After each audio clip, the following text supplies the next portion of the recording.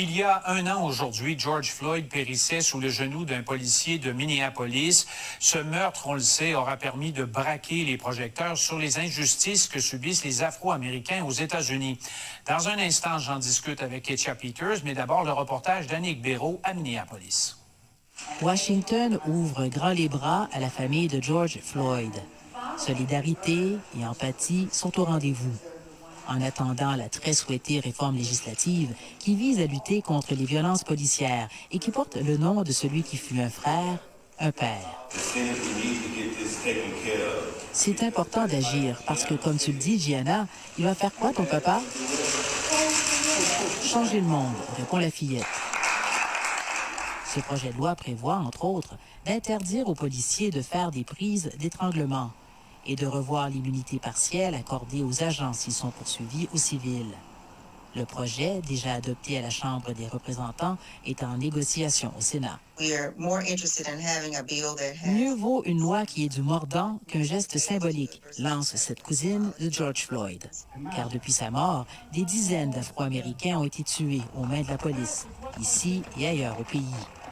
Les proches des victimes s'indignent d'avoir encore à quémander des réformes, un an plus tard.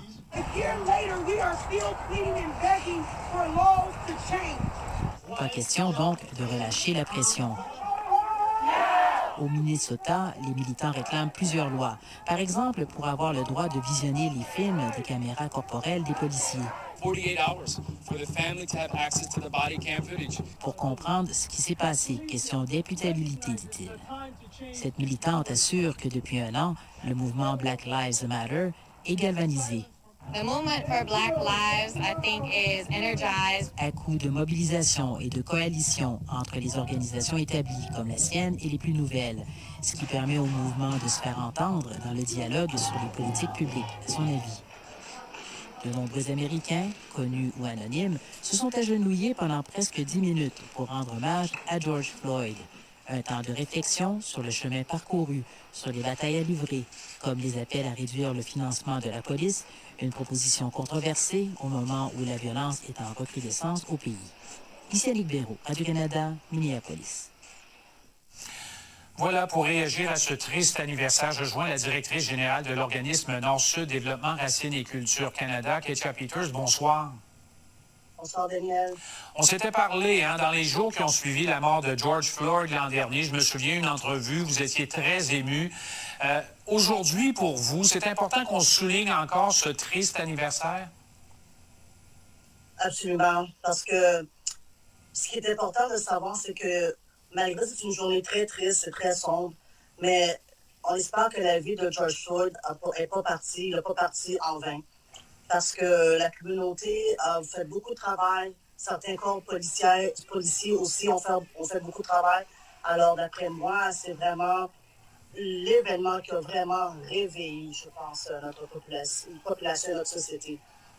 Évidemment, depuis, l'ex-policier d'Éric Chauvin a été reconnu coupable du meurtre de George Floyd. C'est un jugement unanime. On avait pris très peu de temps à délibérer. Il y a des gens qui disent que ça va faire en sorte que ça va changer les choses, changer les mentalités. Mais il y a des gens qui disent aussi, sans la vidéo, la conclusion aurait été complètement différente. Absolument. C'est pas juste le vidéo. Je pense qu'il y avait aussi un sens de culpabilité parmi notre communauté, la société en général. Parce que ce que ça a déclenché, c'est des conversations par rapport au partenariat puis l'allié des policiers entre pairs, entre eux autres, en tant que collègues. Ça a vraiment généré des conversations qui se doit de regarder. Est-ce qu'ils devraient être formés pour pouvoir interpeller si jamais ils font partie d'une situation où un de leurs collègues est en train d'utiliser ou soit une force excessive ou est en train de vraiment agir d'une manière qui est préjudice. Alors, ça a vraiment incité ces genres de conversations-là. Ça a aussi incité des conversations par rapport à de pouvoir prendre en compte du traumatisme intergénérationnel de la communauté noire lorsqu'on centre notre travail. Il y a une organisation à but non lucratif qui s'appelle le 613-819 Black Club à Ottawa qui sont en train de pousser une étude pour pouvoir justement voir quelles sont les autres alternatives pour pouvoir interpeller un appel de personnes qui souffrent de santé mentale, que ce ne soit pas les policiers qui viennent à ces appels-là, que ce soit des gens professionnels qui sont vraiment experts dans la santé mentale, ou soit des docteurs ou des intervenants. Et puis c'est un programme qui a eu beaucoup de succès aux États-Unis, à Oregon. Et puis alors, on est en train de regarder des études là-dessus, d'essayer d'évaluer si c'est un programme qui pourrait marcher ici à Ottawa. Alors vraiment, il y a beaucoup de travail qui se fait derrière la scène. Puis j'espère que la mort de George Floyd ne serait pas arrivée en vain. La mort de George Floyd est survenue environ 30 ans après qu'on ait acquitté des policiers qui avaient tabassé. On se souvient de ces images très violentes à Los Angeles, Rodney King. Avez-vous l'impression que les mentalités, en tout cas depuis la mort de George Floyd, ont vraiment changé ou il y a encore énormément de travail à faire, à votre avis? Oui, c'est sûr qu'il ne faut pas lâcher la pédale. Hein. Il faut qu'on continue à peser sur le gaz. Parce que c'est très facile de pouvoir se retourner dans une zone de confort où on laisse les choses de la manière qu'ils étaient. Mais il y a beaucoup de changements qui ont été faits parce que ce qu'on voit, c'est qu'il y a beaucoup plus de monde qui le prend sérieusement, qui prend le fait qu'il y a une disproportion par rapport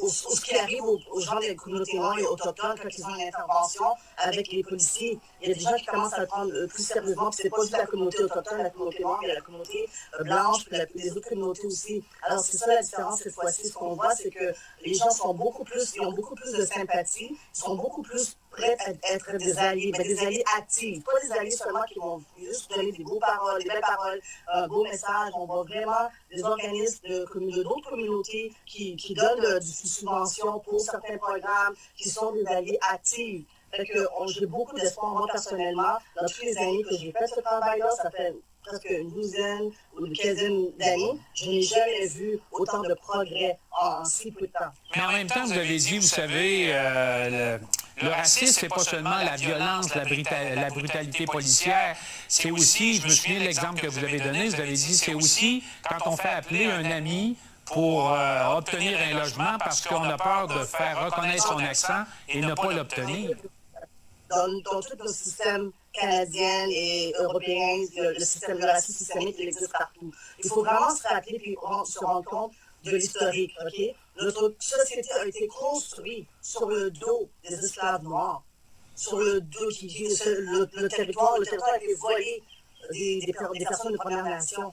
Alors, quand ils avaient créé ce système-là, c'était volontaire de faire sûr que certains groupes étaient oppressés et d'autres groupes blancs étaient majoritaires et étaient plus en pouvoir. Alors, ce système-là doit être démantelé d'une manière ou d'une autre. Parce que maintenant, ce qu'on voit, c'est que c'est plus des paroles où que je vais sortir dans la rue puis quelqu'un va me traiter de nègre, par exemple. C'est plus ce genre de racisme qu'on voit aujourd'hui. Ce qu'on voit, comme je donne comme exemple, c'est un racisme qui est beaucoup plus subtil, beaucoup plus difficile à identifier. C'est quand on envoie nos résumés, puis le nom qui dit Mohamed dessus, ou les noms qui dit Dalma, Moussa, est rejeté parce que le subconscient de la personne qui regarde l'application est juste automatique, puis il y a des préjugés par rapport à ça. C'est juste un exemple. Alors, ces exemples, on le voit dans tous les systèmes. On comprend que vous vous réjouissez des progrès obtenus, vous les reconnaissez, mais qu'il reste encore beaucoup de travail à faire. Ketchup Peters, merci beaucoup encore une fois. Merci pour nous donner une plateforme de pouvoir vraiment partager notre message, puis vraiment pour continuer à donner le message sans que les médias, on ne pourrait pas vraiment dénoncer les situations qui se passent. C'est moi qui vous remercie. Au revoir. Bonne journée.